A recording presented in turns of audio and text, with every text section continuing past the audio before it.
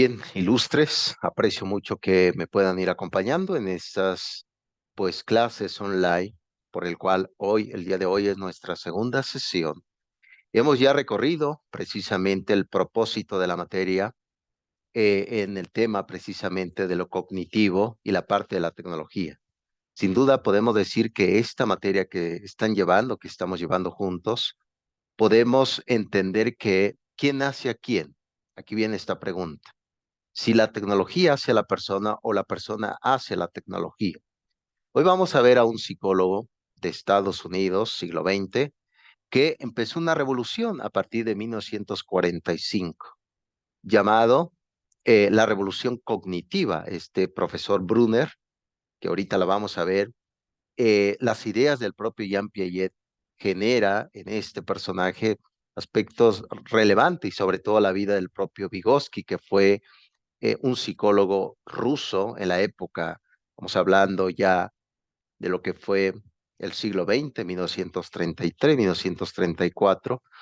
Lamentablemente muere este psicólogo ruso, aunque sí supo algo de Jean Piaget. A él le debemos el concepto o este libro que se llama Pensamiento y Lenguaje de 1935. Claro está que el libro se publica después de la muerte del propio Vygotsky. Brunner influye también en un punto de vista interesante. Hoy les voy a platicar un poco del conductismo clásico. Curiosamente, las tecnologías de información y comunicación se creó desde la concepción del conductismo. Recuerden que la postura del conductismo es estímulo y respuesta. Claro, ustedes me pueden decir, oye, profesor, pero ¿qué pasa con el propio Iván Petrovich Pavlov, este sacerdote ruso? En efecto, Pavlov representa otro tipo de conductismo, el reflejo condicionado, como se le llama. Él pensaba que la educación estaba en el sistema digestivo. Por lo tanto, un hecho repetitivo se convierte en una acción de hábitos. Curiosamente, las TIC, las tecnologías de información y comunicación, está hecho de conductismo. En el inicio precisamente del Internet, a partir de 1947, la tecnología viene desde la época de los Homo sapiens, del Neandertal, del Homo erectus. ¿Por qué? Porque la palabra tecnología significa en griego, tecné, significa herramienta, construcción, elaboración, modificación del ambiente. Por lo tanto, aquí hay dos aspectos importantes. Las TIC tiene que ver mucho con el conductismo. Lamentablemente el conductismo también tiene un punto falso. No me refiero a la argumentación, me refiero a un camino casi sin salida. ¿Qué significa esto? Que a veces hacemos los aspectos sin reflexionar sobre el punto o la llegada de inicio del conocimiento. Por eso también puede valer el concepto de la desventaja de las TIC en el punto de vista cognitivo. Como les había platicado ilustres, ¿quién hace a quién en todo esto? Pues el ser humano hace la tecnología. Hoy vamos a ver un concepto de Brunner que se llama aprendizaje por descubrimiento. Y ustedes me pueden decir, oye, profesor, pero en este mundo todo se descubrió ya. ¿Qué me está hablando usted de un descubrimiento si ya sabemos que la Tierra no es plana, sabemos que hay un satélite natural, que el planeta Marte fue como la Tierra hace muchos años, hace milenios? ¿Por qué hablamos de un descubrimiento si hasta el chat GPT nos dice todo lo que debemos de hacer? Nos dice, ¿cómo descubrir? Si todo ya está descubierto, profesor, ¿qué me está diciendo usted? La vamos a ir abordando, porque aparentemente ese es precisamente el meollo y la dificultad de este tiempo. ¿Cuál es la razón de todo esto? Pues recuerden esto, en esta materia desarrollo cognitivo aplicado a las TIC, pues no todo tiene respuesta.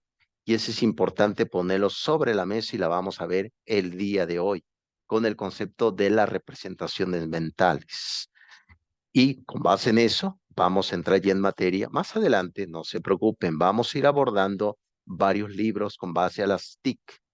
Uno de ellos se llama eh, El mundo necesita un nuevo currículo, del profesor Mark Presky. Este libro yo lo tengo.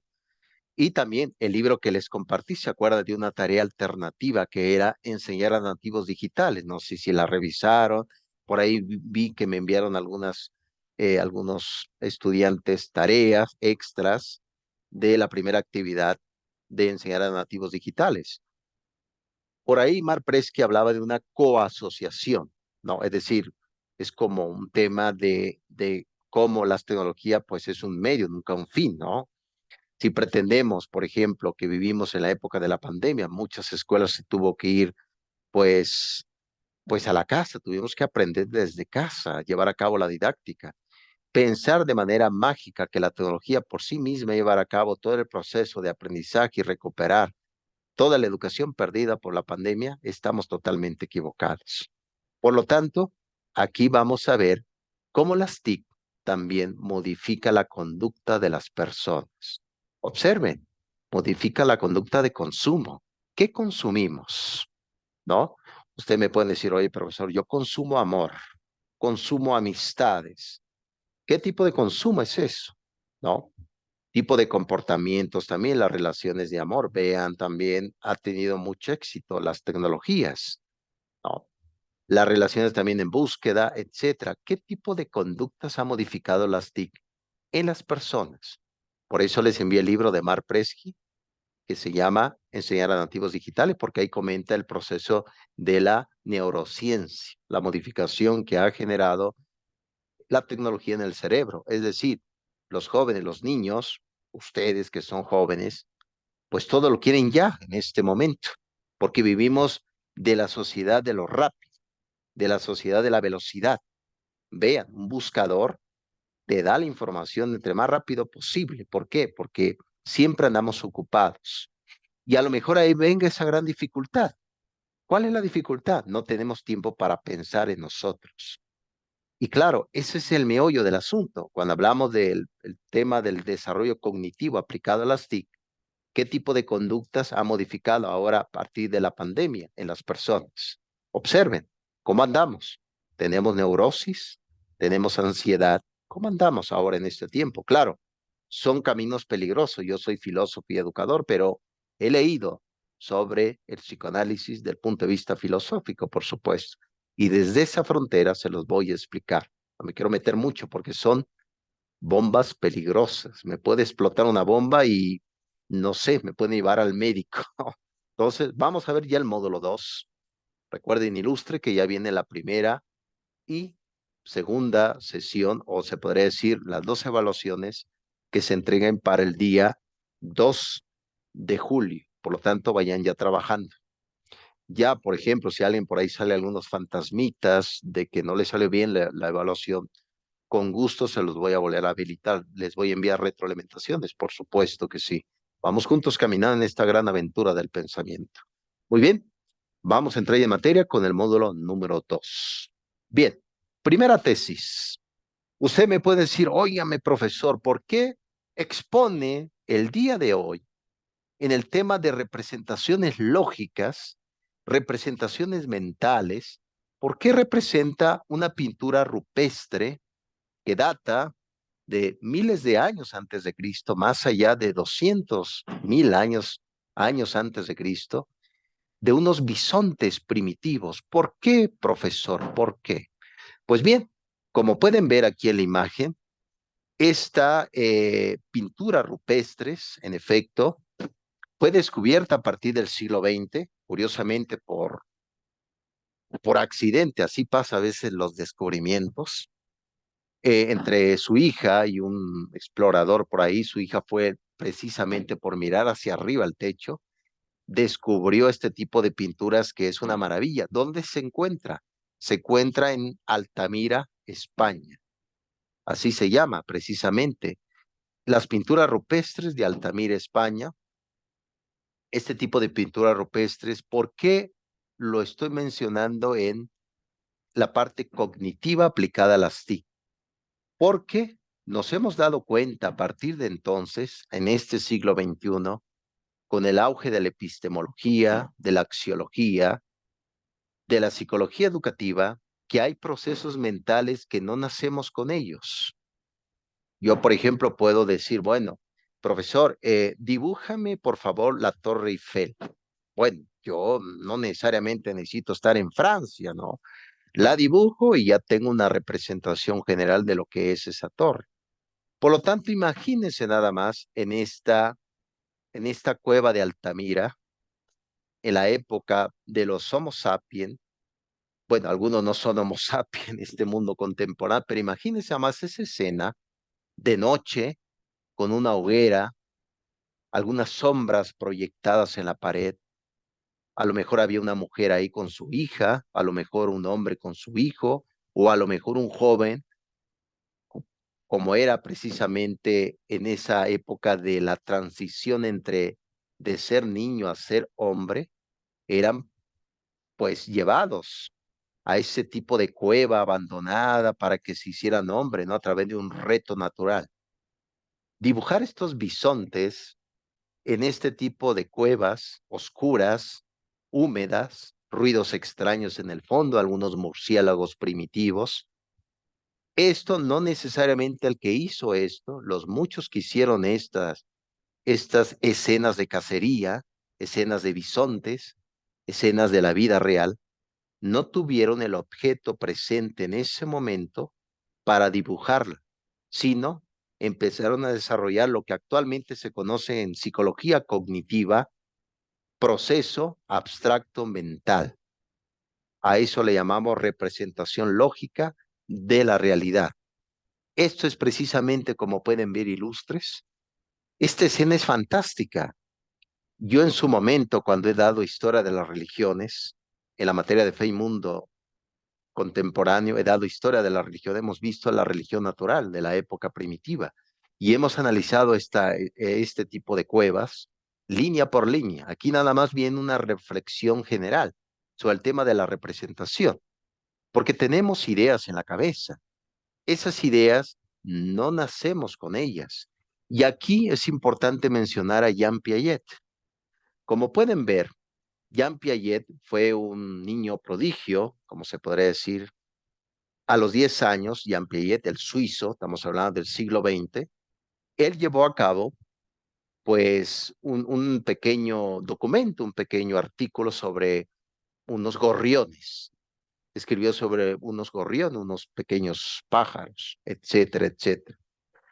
Y claro, a partir de eso llegó a decir Piaget que no somos copia de la realidad. Ojo, no se les olvide esto. Esto lo dijo Jean Piaget.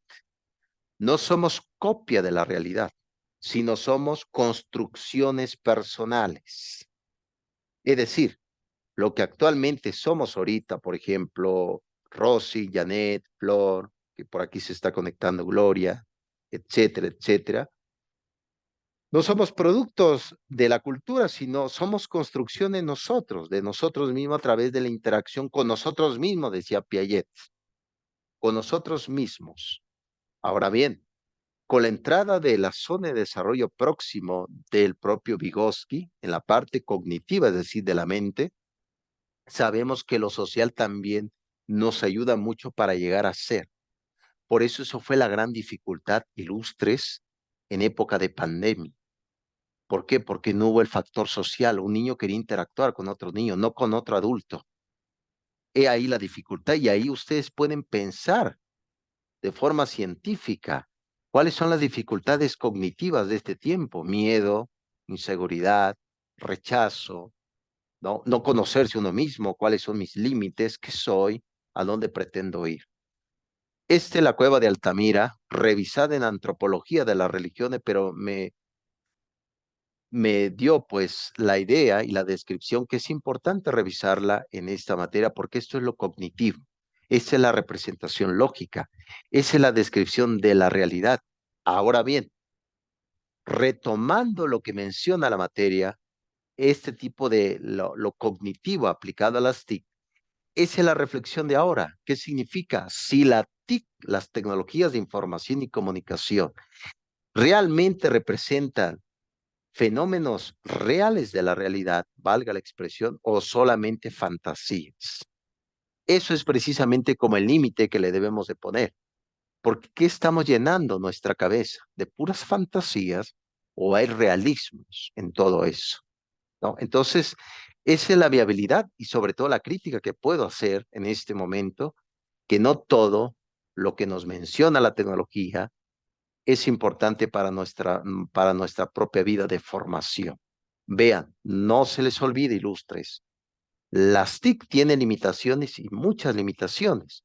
Si nos quedamos nada más con esa idea onírica, como se dice en antropología, es decir, sueños onírico, pues va a ocasionar que no estemos poniendo los pies sobre la tierra. Y esa es precisamente la gran crítica que se le ha dado a esta plataforma que ahorita se ha transformado, que surgió a partir de 2004, 2005, Facebook, esta red social que ahorita se llama metaverso, ¿no? Es decir, que tú tengas tu avatar en este mundo un poco imaginario como la plataforma de Second Life.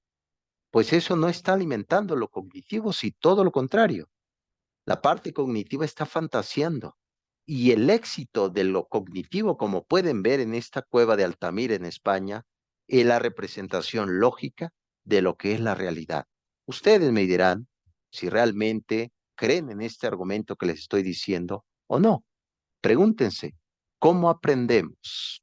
¿De qué forma aprendemos? ¿Y dónde se quedan todas aquellas informaciones que hemos adquirido?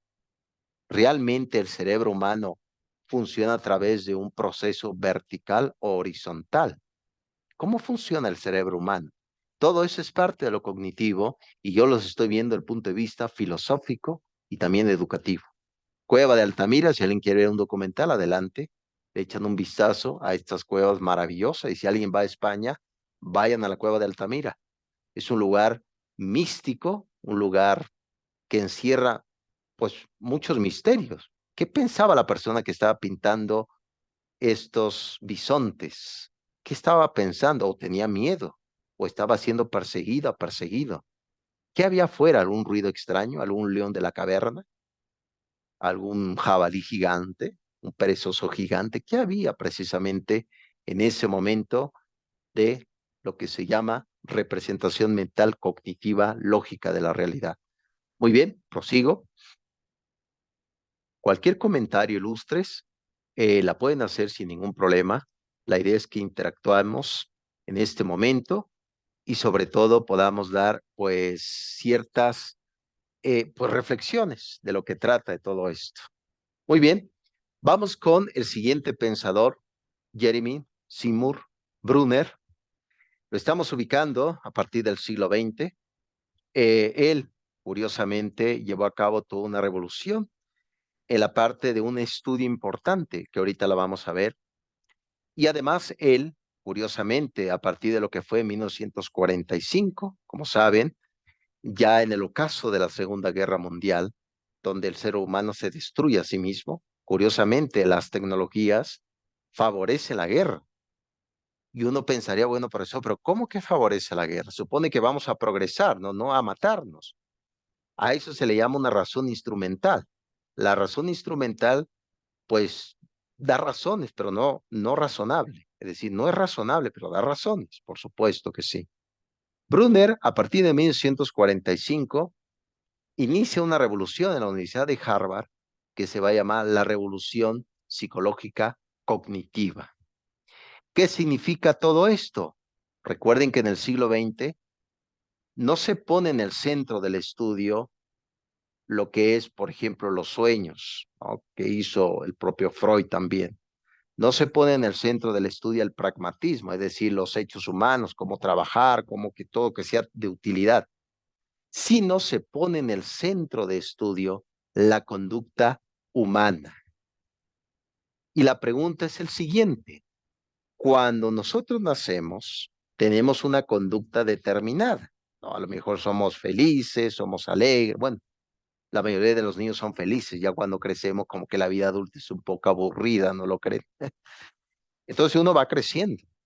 Entonces la pregunta de Brunner es esto: ¿por qué modificamos nuestras conductas? ¿Cuáles son aquellas instancias, aquellos organismos, aquellos sectores que hacen que modifiquen nuestra conducta? El propio Piaget decía que nosotros mismos construimos nuestra conducta, pero Brunner dice no. Tomaremos lo que comentó el propio Vygotsky en su libro Pensamiento y Lenguaje de 1935. ¿Qué significa esto? Que lo social también va a modificar mi forma de comportarme. Y esa sociedad, dentro de esa sociedad, están las tecnologías de información y comunicación. Cuando éramos pequeños teníamos héroes. Yo quiero ser Superman, quiero ser Spider-Man, etcétera. Eso es una modificación de la conducta, pero la circunstancia es encaminar y poder diferenciar cuáles son aquellos aspectos que caen en la fantasía y que caen en la realidad. Por eso, ilustres, cuando hablamos de la parte cognitiva aplicada a las TIC, en este módulo 2, vemos curiosamente de cómo también las tecnologías están generando una modificación en mi conducta.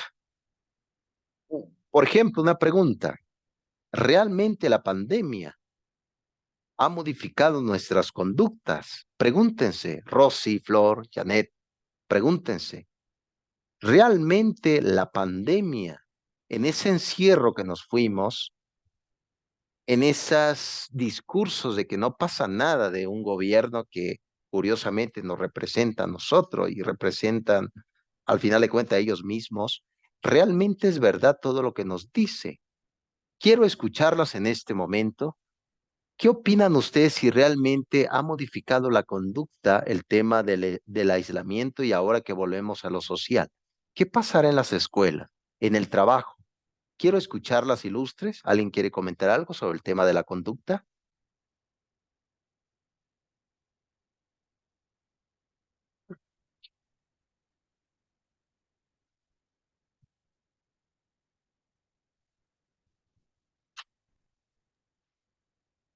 Acá en mi pueblo, antes de la pandemia, por lo general ya los eventos públicos y generales ya tenían muy poca presencia de personas y de ahora que hemos regresado a todo normal, más, ya se usa más salir, ya salen más a parques,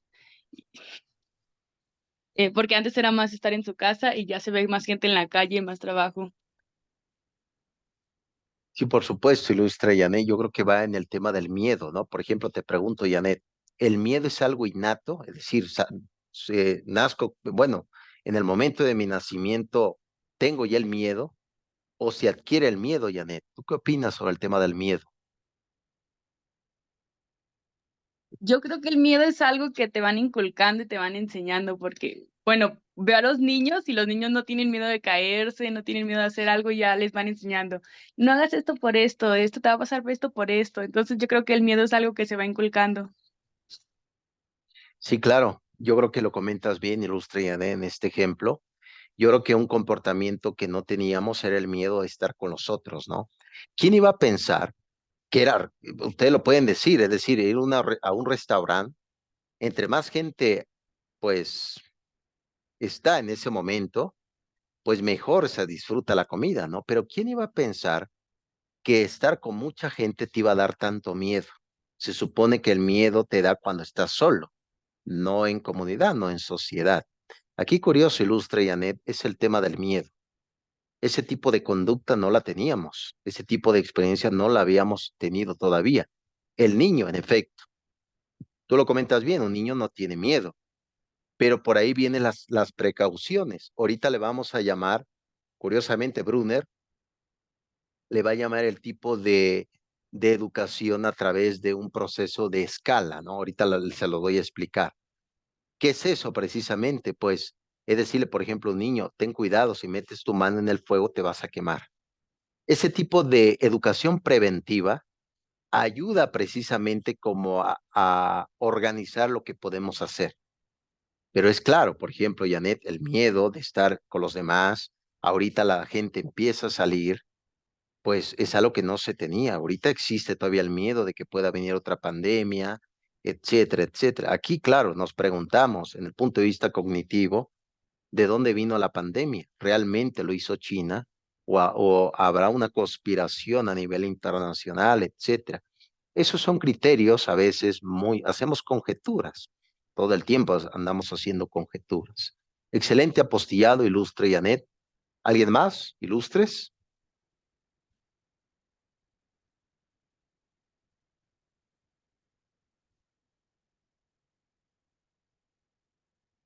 Rosy, Lor. Hay alguien que me aparece aquí que dice cliente. No sé quién eres, ilustre.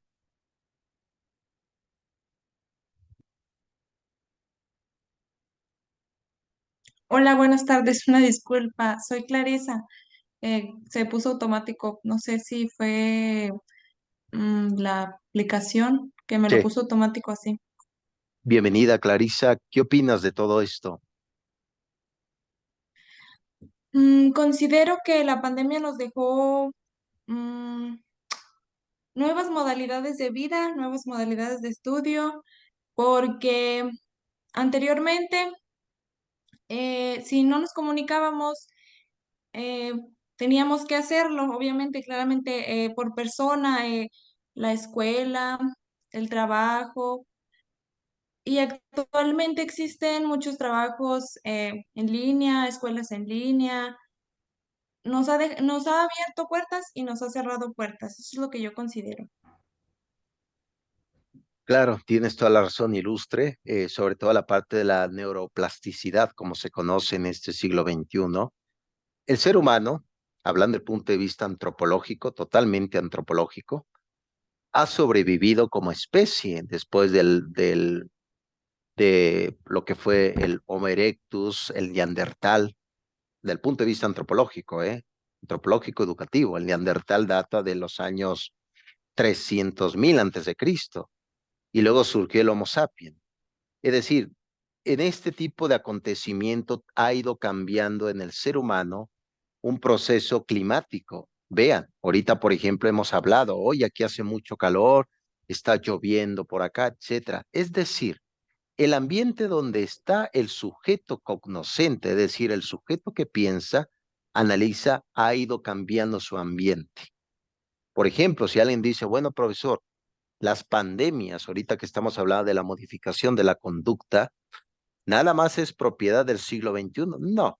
Por ejemplo, en la época del propio, bueno, el propio Pericles, etcétera, en la época griega, hubo también pandemia. Estamos hablando del siglo V antes de Cristo. Hubo una pandemia terrible, una gripa, murieron muchas personas. E inclusive podemos decir que a partir, por ejemplo, que fue la Edad Media, a partir del siglo XIII, siglo XIV, surgió también un tipo de peste, ¿no? Una peste relacionada con el malestar estomacal, ¿no? Con el dolor de estómago. Eso es terrible. ¿Qué significa esto que le estoy contando? La pandemia ha sucedido antes y va a suceder. No es que yo sea, oye, profesor, usted es un Nostradamus. No, no, no, es pura deducción lógica. ¿Esto qué significa? Que el ser humano, como muy bien lo comentas, se ha ido adaptando a su ambiente. Y lo comentas, lo dices muy bien, ilustre. Bueno, ha surgido también oportunidades. Hay trabajos remotos, podemos estudiar, tenemos clase ahorita, miran, ahorita tenemos clase, etcétera. Por lo tanto, ¿esto qué quiere decir? Que el ser humano es el único animal racional, como decía Aristóteles, que se adapta a su medio ambiente. Y un medio ambiente es la cultura digital que vivimos actualmente. Y a eso le llamamos libertad, curiosamente. La libertad es llegar a ser, no ser. Por ejemplo, los animales no tienen libertad porque ya son. No pueden modificar lo que son. Nosotros sí. Hemos construido casas, hemos construido ropa para protegernos, hemos construido sin fin de cosas. ¿Por qué? Porque el ser humano es el único animal racional que puede modificar su ambiente. Si eso lo podemos hacer, también podemos modificar las TIC, las tecnologías de información y comunicación. Por supuesto que sí. Lo comentas bien, ilustre. Vean, hemos visto ya el tema de oportunidades laborales. Hemos visto el tema del miedo. Hay mucho miedo actualmente. Nos da miedo el otro. ¿Quién iba a pensar, no lo creen? Y punto número tres, curiosamente lo que comentó Vygotsky en este libro que se llama Pensamiento y Lenguaje de 1935, Zona de Desarrollo Próximo. Es decir, si yo me quiero actualizar, si yo quiero no perder la humanidad, tengo que interactuar con los otros.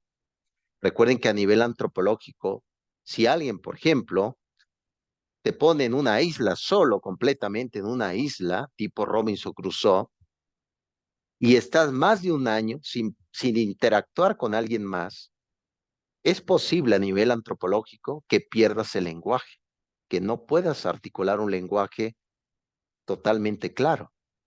Y eso, curiosamente, les voy a contar una historia ya para irnos un pequeño receso. En el siglo XX, en California, se descubrió una niña que fue encerrada por su padre y su madre en el sótano de su casa. Ella entra dentro de la categoría de los niños salvajes, así se conoce, los niños salvajes. Esta niña, claro, no se llama así, pero le pusieron Jenny. Ella no podía articular palabra, balbuceaba y su motricidad generó un problema muy fuerte, es decir, no se podía mover.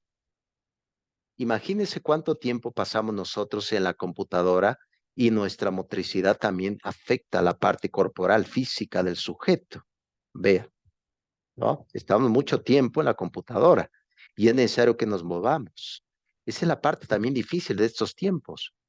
Jenny fue rescatada y lamentablemente nunca pudo llevar a cabo el proceso cognitivo. Recuerden que les platiqué qué significaba cognitivo. Significa llegar a conocer, es una palabra latina. Cognoscere, llegar a adquirir, llegar a descubrir, llegar a desarrollar. ¿Quién? Lo que soy, lo que puedo llegar a ser, ¿no? Esos son los graves problemas de este tiempo. Creemos interactuar con alguien dentro de las redes sociales, en realidad estamos solos. Es que tengo 1000 amigos en Facebook. Oh, qué bueno. Pero nunca los he conocido. Lo comentas bien y muy interesante este punto.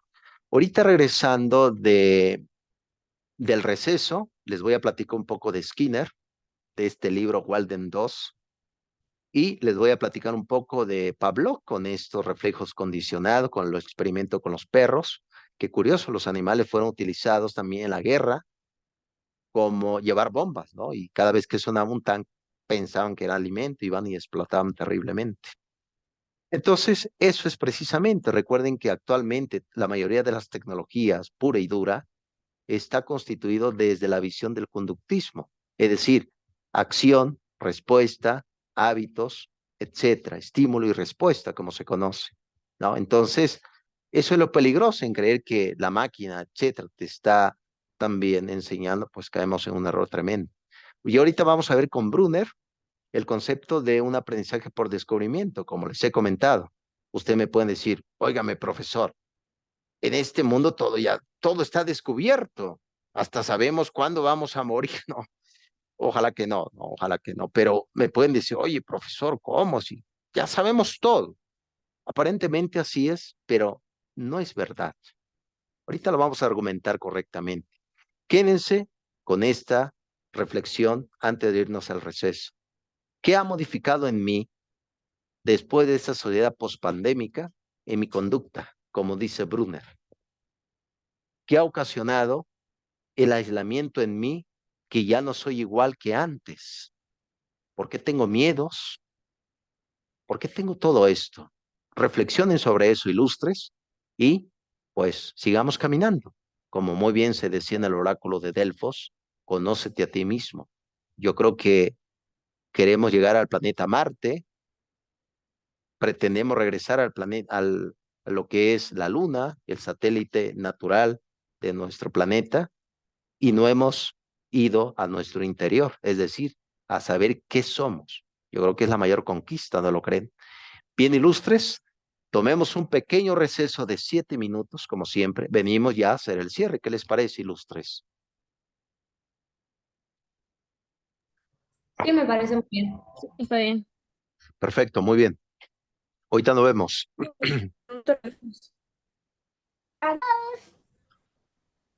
Ahorita nos vemos, ilustres.